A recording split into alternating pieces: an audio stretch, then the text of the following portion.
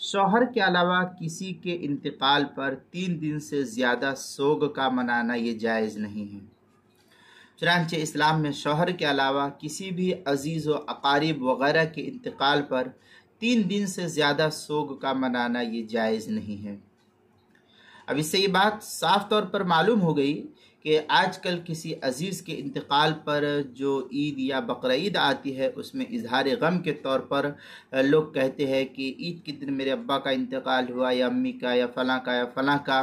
تو اس پر اظہار غم کے طور پر یہ لوگ جو اہل خانہ ہے وہ نئے کپڑے اور زیب و زینت کو اختیار کرنے سے اجتناب کرتے ہیں۔ تو یہ طریقہ شرعاً غلط ہے، جس پر نکیر کی جانی چاہیے۔ شریعت میں اس کی اب کوئی ممانعت نہیں ہے، کیونکہ 3 دن جب گزر چکے، یا عورت ہے اس کا شوہر انتقال ہوا تو 4 مہینہ 10 دن ہے، یا کوئی اور ہے تو اس کے عزیز و اقربا رشتہ دار 3 دن سے زیادہ سوگ نہیں منائیں گے۔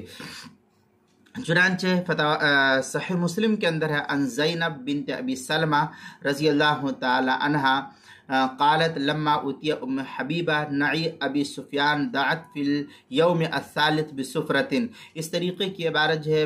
صحیح مسلم شریف باب وجوب الاحداد فی عدت الوفات وتحریمہ فی غیر ذلك الا 3 ایام، جلد نمبر 1 صفحہ نمبر 487، الموسوعۃ الفقہیہ جلد نمبر 2 صفحہ نمبر 105 پر اس کو نقل کیا۔ در مختار کے اندر ہے وَيُبَاحُ الْحُدَادُ عَلَى قَرَابَةٍ 3 ایام فقط۔ یہ در مختار کی عبارت ہے، کتاب الطلاق فصل فی الحداد جلد نمبر 5 صفحہ نمبر 220 پر اس کو نقل کیا ہے